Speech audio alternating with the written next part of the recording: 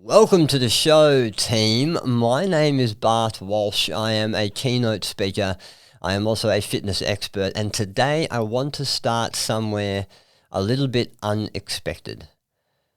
There are far too many people walking around in 2025 feeling numb, feeling wired, feeling exhausted, constantly on the edge, and yet oddly feeling hollow at the same time. And look, this may or may not be you listening today. And even though we are trending in the right direction of mental health awareness and addressing the issue, we do not talk about this stuff enough. Mental health struggles are not the exception anymore. They seem to be the norm. So, parents, you are not alone when you feel frozen in place with pressure of having to provide to your family. Professionals, you are not alone in feeling like you are drowning in a sea of expectation and pressure. And any human out there, you are not alone. You are not the only one constantly feeling bleak, down, or even just that little bit anxious. These feelings are common.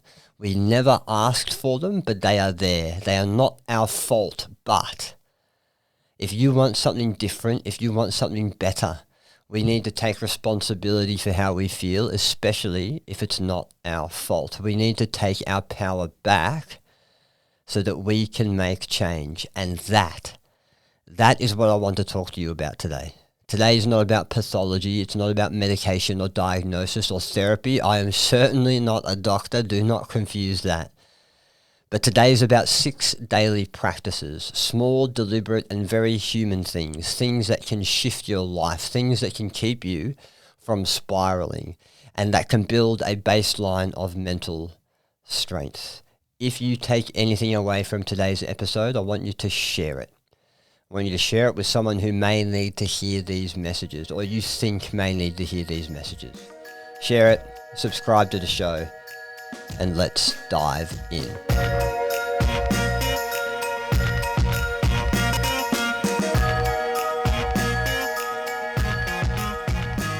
The first habit is to get sunlight into your eyeballs. If you are waking up and reaching for your phone first thing in the morning before you've done anything in your day, you, my friend, are not setting yourself up, your body or your brain, for a great start. Rather, I want you to find time in your morning to find direct sunlight. Morning sunlight exposure tells your brain to stop producing those sleep hormones, that's done, and to start producing those wake hormones. These help improve your mood, your energy, and of course help you sleep later in the day. And do not discount this. The best thing you can do for your sleep is to set yourself up for a good morning. Align your rhythm to make it easier to fall asleep later in the day. And look, here's how it works. The light enters your eyes and hits your receptors in your retina. Now, here's a fun word that I found. These cells are called intrinsically photosensitive retinal ganglion cells. Cells then signal your brain's internal clock to align to your circadian rhythm, the rhythm of wake and sleep. And this then affects your sleep, your digestion, your hormone regulation, immune function, and mood. Again, do not discount the power of your circadian rhythm and consistent wake and sleep cycles. And so this can obviously help with your disrupted sleep. It can help with your high anxiety. It can help with your brain fog and your propensity for negative thoughts. It can help every aspect of your life. So tomorrow morning, action needs to start now. Tomorrow morning, I want you to try your absolute hardest to not open Instagram. Instead, consider opening your door. Stand outside for 5 minutes and let your brain know that the day has begun. And this especially seems so base, and it seems so petty, and it seems so small, but it can have an absolutely enormous impact to your life wholesale if it's done with consistency. Because here's what will happen. If you wake up in the morning tomorrow, you say, hey, I'm going to listen to this guy on this podcast, I'm going to get some sunlight. And then you're like, I don't notice anything, I'm not going to do it again. Do not do that, please. Remember, this has to be done with a relentless consistency. And I can guarantee you, You get morning sunlight in your eyes, and hey, if it's cloudy, that's okay too. Just get outside. If you get morning sunlight onto your skin, into your eyes for, hey, 2 weeks, 3 weeks, 4 weeks, feel the difference. And then that will want you to do it again and again and again and again. And hey, if you can't get it the first thing in the morning, whenever you can, the earliest time you can to get outside, that is going to help. The second habit is move your body, baby. Trauma that doesn't move festers. Stress that isn't released, it sinks in. Movement, especially rhythmic, non-competitive movement like walking or lifting, hint, hint, is one of the most reliable tools for regulating your entire nervous system. And remember, your nervous system doesn't just control your muscles, your brain. It's the central governor of your nervous system. Your body and your mind are completely integrated.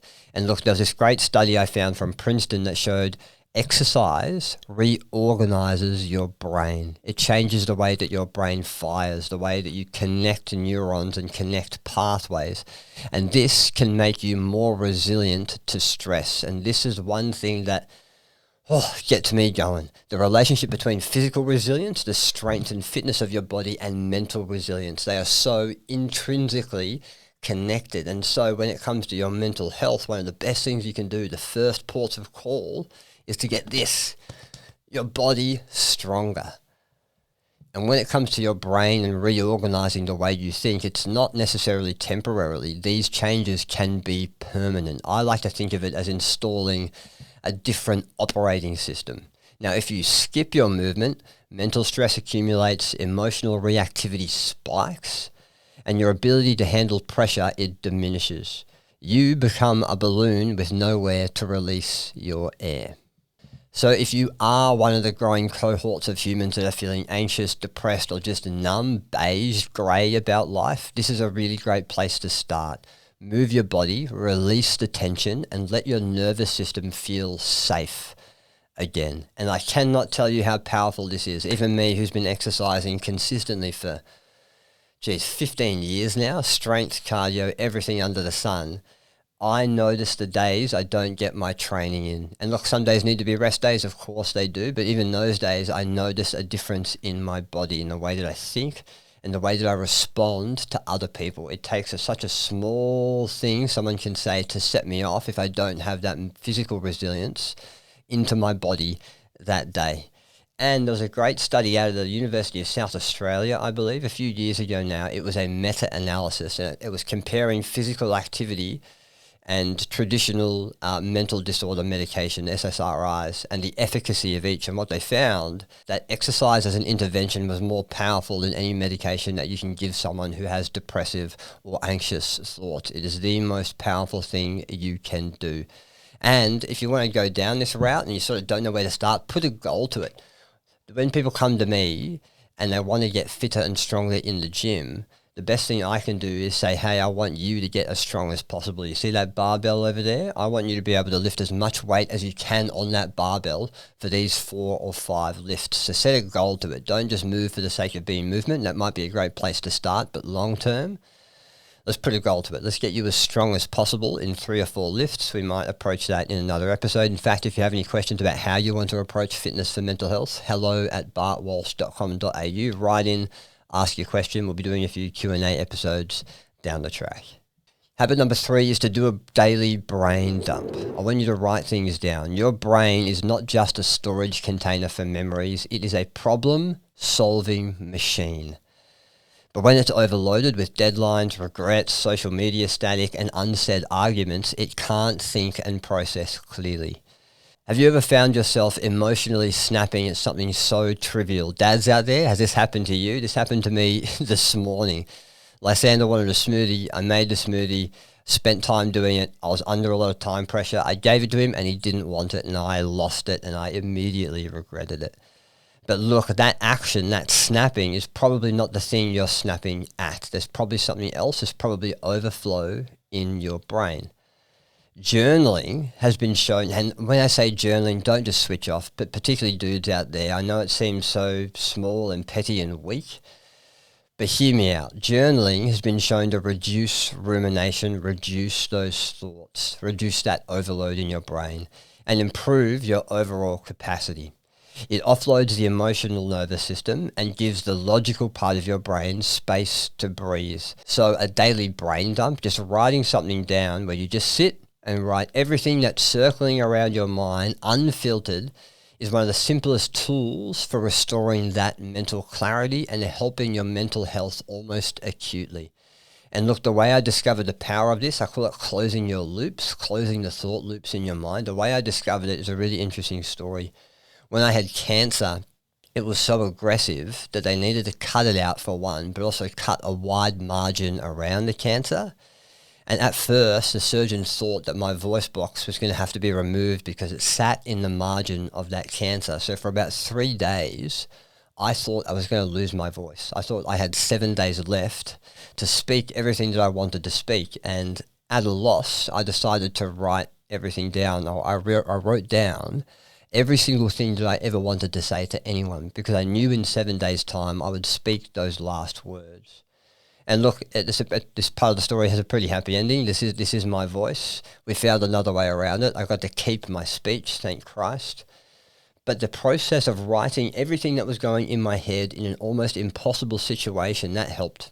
That made that situation just that little bit better. So much so that it's something that I do to this day. I do exactly this. Most days I'll take the stylus out of my Galaxy S23 Ultra, and I'll just write down the thoughts that are going through my head. It takes about 2 or 3 minutes. I normally do it before bed. And that gives me peace. That gives me space. That puts these esoterics and thoughts that are in my head into an arbitrary place in reality. But putting them there helps my brain just go, ah. So if you've never tried this before, do it. But again, do it with consistency. Whenever you're feeling too much, whenever you're snapping at the kids, whenever you can't sleep, just get a pen, get a piece of paper, get your stylus, and close your thought loops. Write down what's in your head and give them somewhere to go. Daily habit number 4 is breathe, but with intention. Here is something amazing. Inhaling activates your sympathetic nervous system. This is your fight, flight, or freeze nervous system, or fawn. Exhaling activates your parasympathetic nervous system, your rest and digest mode. So when we're in the middle of a workout, when we think we're under threat, our breath is often high up in our chest and we're panting because we want to take in more oxygen to protect our body because we're in survival mode. And sometimes when you breathe without thinking, guess which one usually wins? The stress one. When we're in the middle of a workout, when we're in panic mode, when we're having an anxiety attack, our inhale is often taking more time than our exhale, stimulating our sympathetic nervous system, our fight or flight nervous system. But intentional breath work flips that script. It teaches your body that you are safe and that you are here and that you are okay. And you've probably heard this story before, but the Navy SEALs do this a lot. They are taught a technique called box breathing that calms their nervous system before combat. And if it works for them, I can guarantee you it's going to work for us as well. And it's a really simple technique that I'll quickly go through now. So try this for me. Inhale for 4 counts. 1, 2, 3, 4. Hold for 4. 1, 2, 3, 4. Then exhale for 7. 1, 2, 3, 4, 5, 6, 7. Do that for 2 minutes and you'll feel the shift in your state. Now, traditional box breathing is normally 4, 4, 4, 4.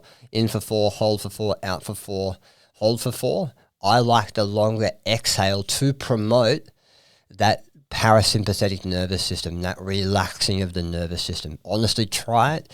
Try it right now and you'll feel the difference. And for some of you out there, this could be the foundation that your mental health is built on.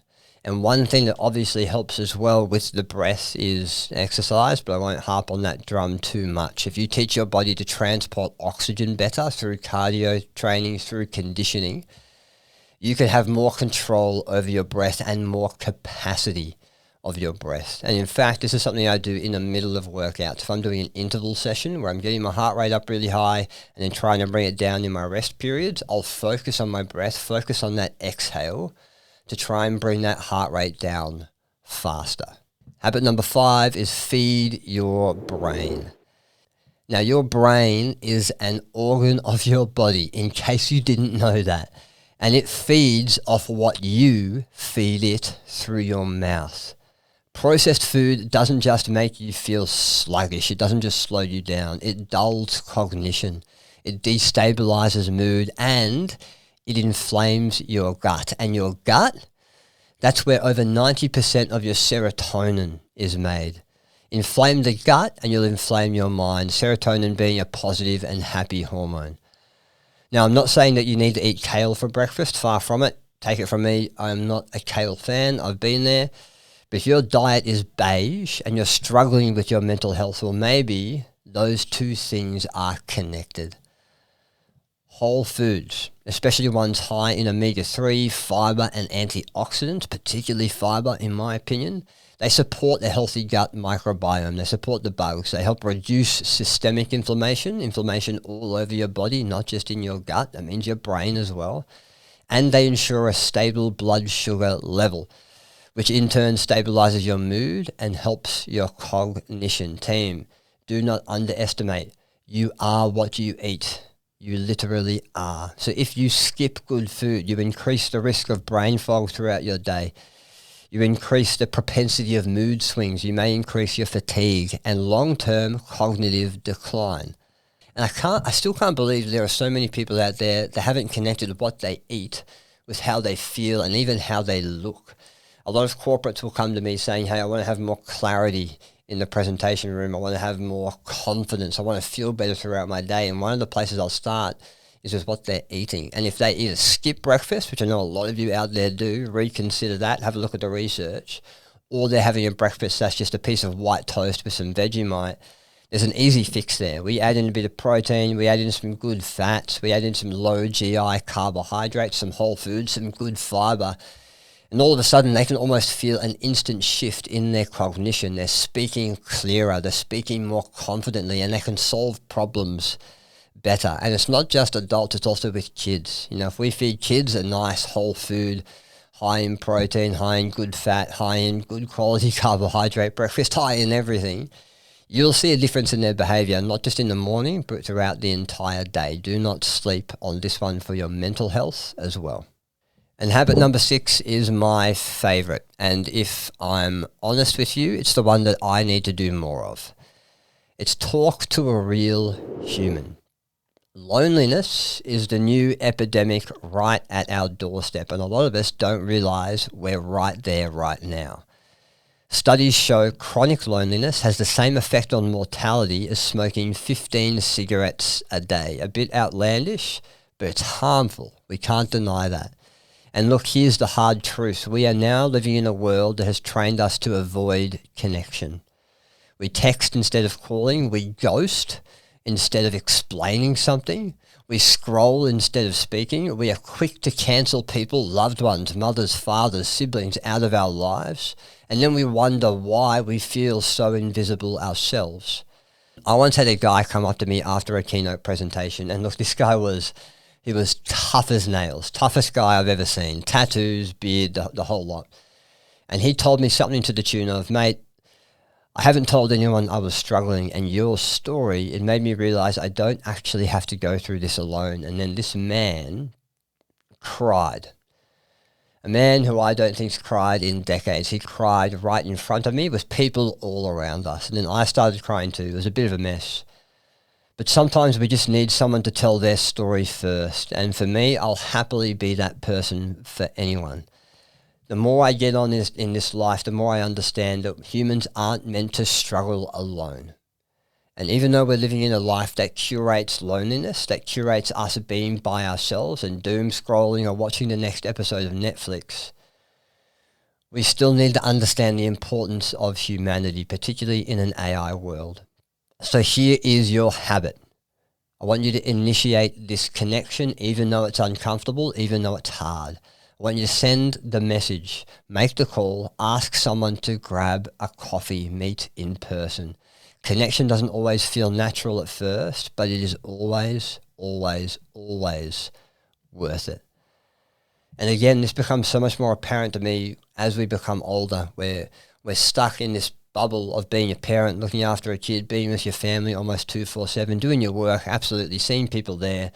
But often we put aside meaningful connections with people that we love, meeting up with our friends, understand how they're going, meeting up with our family, and asking questions that aren't just surface and aren't just about the football. And it's becoming much more important to me. So team, I want to sum up everything for you here.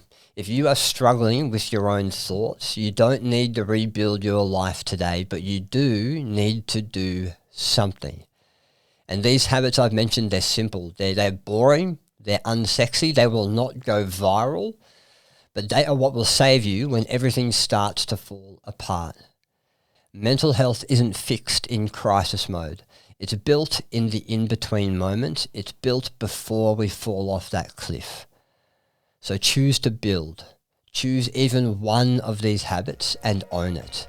Choose one habit at a time and choose better. Team, I thank you for listening to the show today. It means a lot to me that one, you made it this far in the episode, thank you. But two, hopefully you're taking away some tips or even some conversation starters with other people. And if you did enjoy it, I want you to share it. I want you to share it on socials. I want you to share it with someone who needs to hear it. And if you've got a story or a question you want to say, write in hello@bartwalsh.com.au. I do want to do a few question and answer episodes in the future, and I need your input. So don't be a stranger, reach out, ask me your questions, give me some success stories, give me your troubles, and hey, we will work through them together. Thank you for listening, take your step, and choose better.